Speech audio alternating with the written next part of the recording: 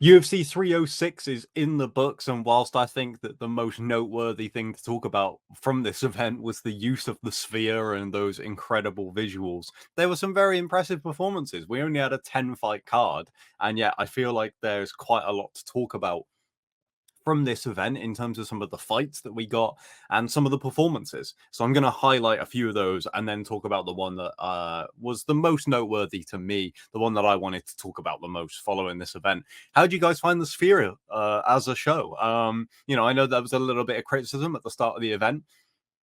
It took a little bit of time to get going before they really kind of showcased what the Sphere is capable of. I was kind of optimistic. I know the when people had their criticisms of like this event isn't going to live up to the hype, whatever.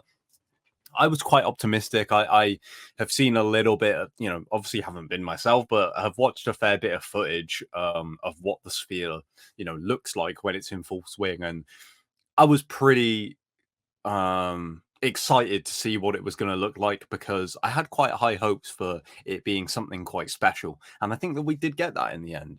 Those the short film that we got I thought was really impressive. Obviously played, in like 90-second chunks in between each of the main card fights. I loved those. I loved my favorite bit was the changing backgrounds for each fight. I thought that was so well done. The what was your guys' favorite one? I think the Day of the Dead video and the way that changed to the confetti coming down was unbelievable. And then the setting, I think, for Alexa versus Valentina in particular was stunning. Where you had it just kind of hurt my brain that you had like the pillars and stuff, but then there's a screen behind the pillars, but it's not actually behind the pillars. It's all one big screen. Yeah, crazy what technology can do these days, right?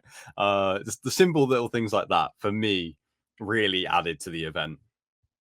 Um, and the top two fights, I don't know what to say about those top two fights. Marab, if you're talking about impressive performances on the night, Marab was obviously an impressive performance. He dominated the majority of the fight. I know that there was two scorecards that only had him winning 3 of the 2 rounds. And I think you could probably make a case for O'Malley winning a round, maybe 2, but it didn't ever feel like Marab was in danger of losing the fight. Co-main event between Valentina Shevchenko and Alexa Grasso was not fantastic.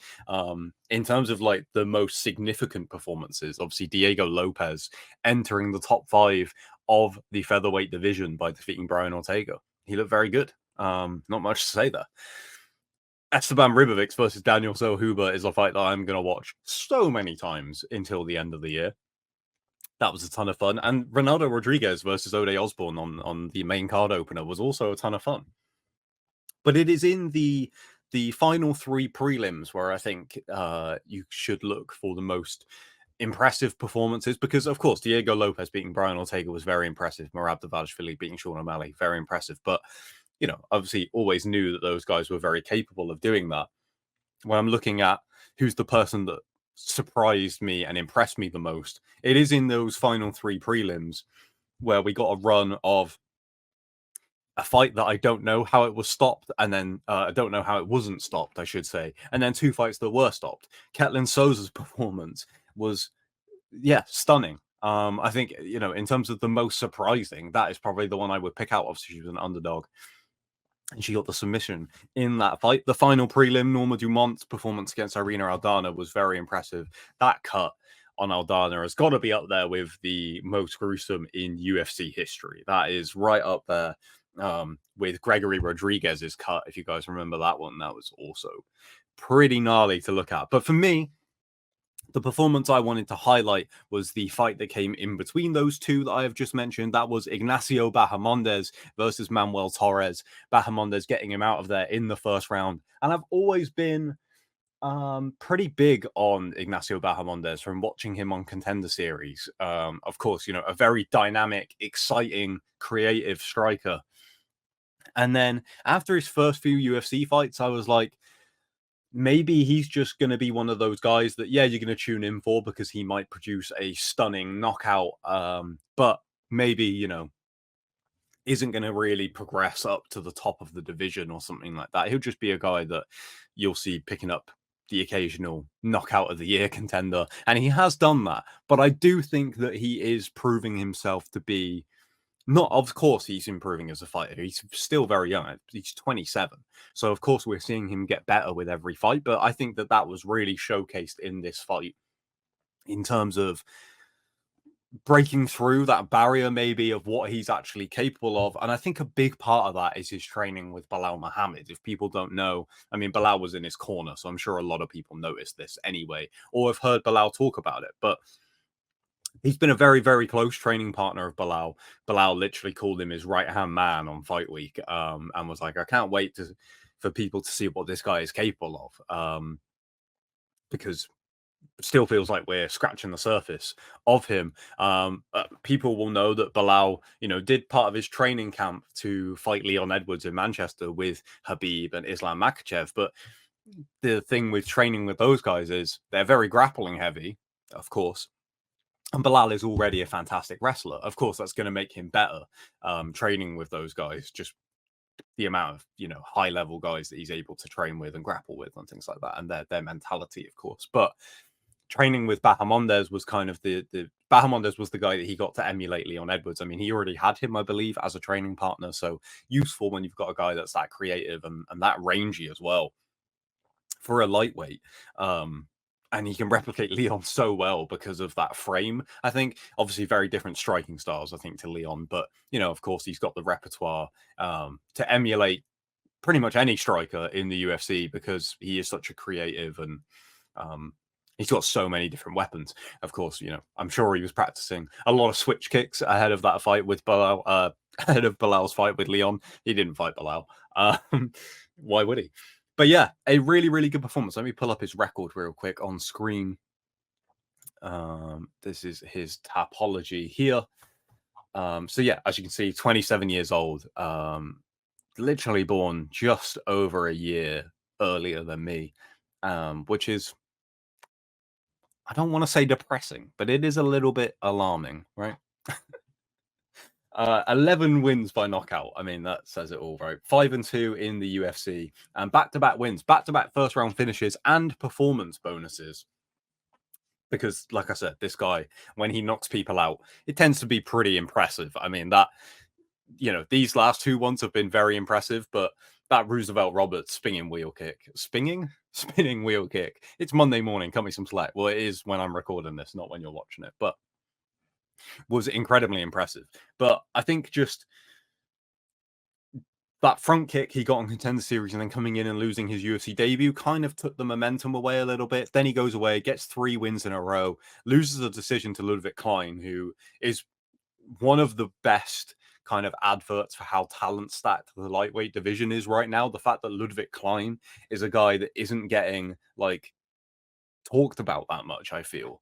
And yet you look at his run in the UFC, he's got 6 wins, 2 losses, and 1 draw. That draw being against Jai Herbert, which a little bit controversial. I thought Jai Herbert maybe could have won that, but maybe that's a little bit English bias coming through. But apart from that, if you take away that draw, he lost he won his UFC debut in just over a minute, loses his next 2 fights to Michael Trizano, who I always thought was pretty good, and Nate Landwehr, again, very good, and then beats Devontae Smith, Mason Jones, has that draw, beats Bahamondes, beats AJ Cunningham, beats Thiago Moises, and is now going to fight Roosevelt Roberts, which I feel like is a little bit of a strange step for him. That's maybe the thing with Ludwig Klein is it feels like it's always 2 steps forward and then 1 step back. I just don't really feel like that run is very impressive, and yet I don't really feel like he has the momentum that run would suggest that he has. Maybe I'm wrong here, but yeah, Ludwig Klein, a very, very good lightweight contender. So losing to him is no slight on Bahamondes at all. And then, like I said, since that, back-to-back first-round finishes. That head kick against Christos Gargos was fantastic. And then this performance against Manuel Torres, I mean, when you talk about having a guy in your training camp that can emulate a high-level striker like Leon Edwards, this is why Bahamondes was such an asset for Bilal in that training camp. The ability to slip Torres's shots and then come back with that right hand counter. And this is something that someone who is far more technical minded than me can break down. I'm just here to talk about things that I'm passionate about. the way that he landed that right hand, that kind of step back right hand, caught him right at the end of the punch, was a beautiful shot. I thought he had him out of there with that first time. And then, Torres is able to get back to his feet and get back into the fight after taking some ground and pound. And then he set him up beautifully for it again. I don't know whether there's maybe a question as to whether Torres should have learned from his mistake. He was kind of reaching a little bit like an Aljamain Sterling, Sean O'Malley case from UFC 292, where Sterling's reaching for him, and it's just like, of course, you have to give credit to O'Malley or Bahamondes in this instant for making that read, slipping and landing it. But like, come on, dude, you got caught with that shot already. You should probably not get caught with it again. But maybe, he'd just been dropped pretty heavily. So I'm not going to, this isn't a slight on Torres, right? But the ability for Bahamondes to set that shot up again, and it was like picture perfect, like the way he did it the first time, the way he did it the second time. It was like they just copied and pasted it. Yeah, a phenomenal performance from Bahamondes. And I'm really, really excited to see what this guy can do.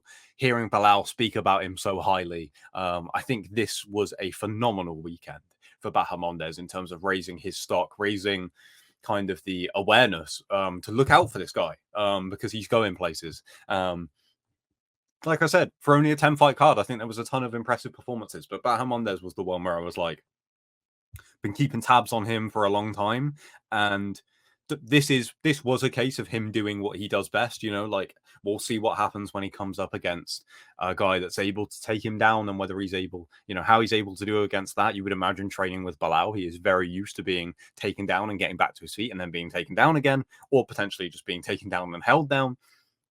But yeah, very, very interesting. Let me know what you guys thought. What was the performance that impressed you the most from UFC 306? How high do you think the ceiling is for Ignacio Bahamondes? Because I'm really, really excited to see how far he can go. And yeah, excited to see these developments that Bilal says that this guy has made, and how he does from this point on, because he's got some serious momentum behind him right now. Thank you for checking out this video. Hope you guys enjoyed the fights. And as always, I'll see you very soon. Peace.